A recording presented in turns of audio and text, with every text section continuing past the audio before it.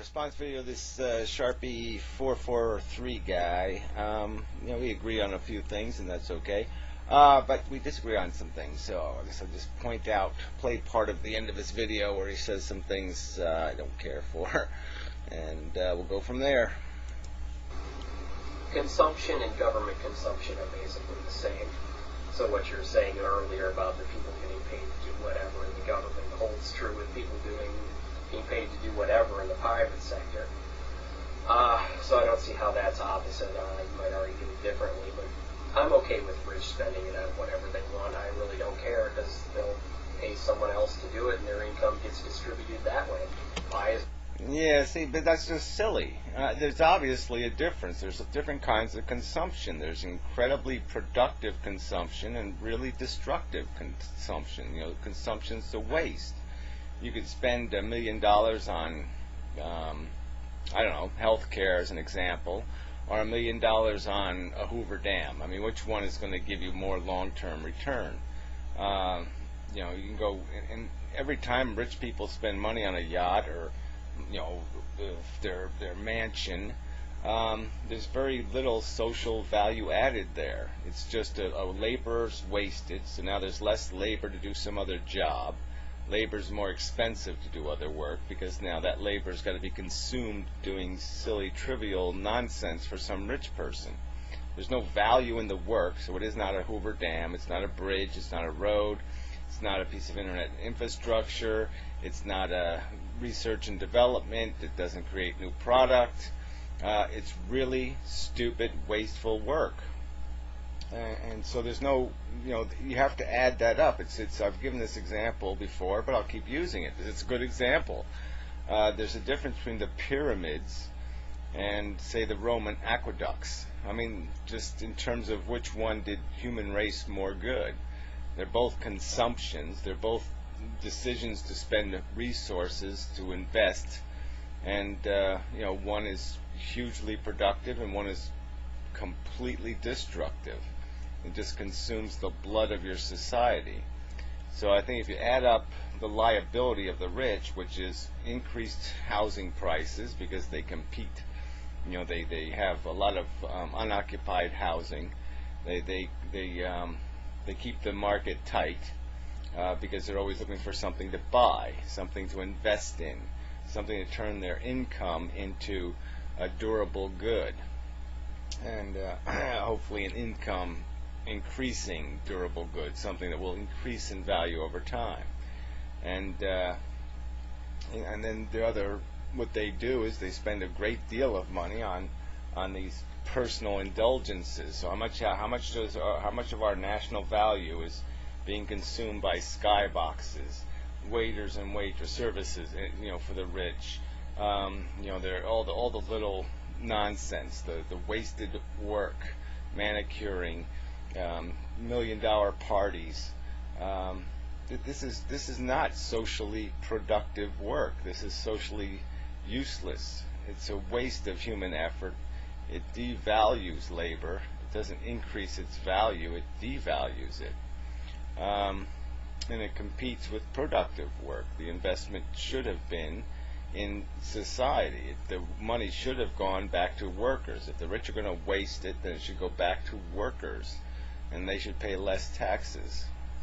That would be much more productive because the workers are going to invest in social infrastructure. They're going to invest in garbage collection and in environmentally good ideas, sewage systems, and all the other stuff that many people will benefit from that infrastructure. Even investments in healthcare and MRIs and all this stuff. All those investments can't be made if the money is wasted on yachts and other things. That labor is diverted from what it should be working on. So it's silly to argue that it doesn't matter, that all consumption is fine because somebody collects a paycheck. Collecting a paycheck does not make it productive work. And there's a huge friggin' difference. It does not make it socially productive. And there's just I don't think, any rational excuse to have an economy that embraces anything that is, over some certain line of being just waste. Yeah, you can have your personal indulgences, but there should be a limit to them, and there should be a limit to how much money, how much work, how much investment an individual can waste, and especially when it comes to inheritance, which you didn't really touch on too much. Just kind of vaguely said there should be a limit, but blah blah blah, but pretty ambiguous.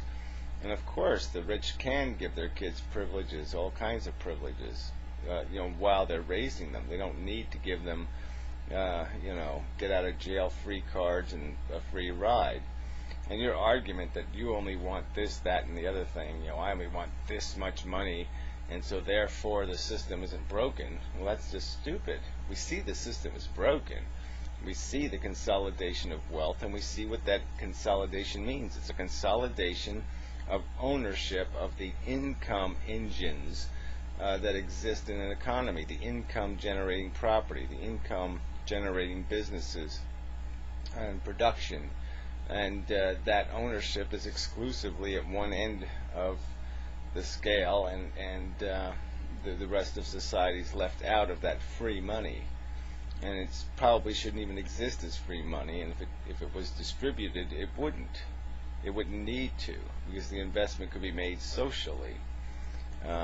So anyway, I think we don't have to beat a dead horse, but the economy isn't that complicated. If you're paying people not to work, you're in big trouble.